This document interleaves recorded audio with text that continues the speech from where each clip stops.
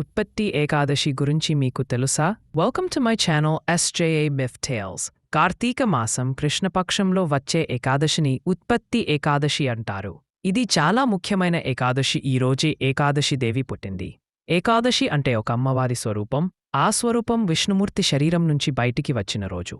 ఈ రోజు ఒకసారి విష్ణుమూర్తి అలిసిపోయి నిద్రపోతున్నప్పుడు మర అనే రాక్షసుడు ఆయన మీద దాడి చేస్తుంటే ఆయన శరీరంలో నుంచి ఒక దైవశక్తి బయటికి వచ్చి ఆ రాక్షసుడిని సంహరిస్తుంది. ఆ శక్తి పేరే ఏకాదశి. విష్ణుమూర్తి నిద్ర నుంచి మేల్కొని జరిగింది మొత్తం తెలుసుకొని ఏకాదశి దేవిని శ్రీమహావిష్ణువు అనుగ్రహించారు. అందుకే దీనిని ఉత్పత్తి ఏకాదశి అంటారు.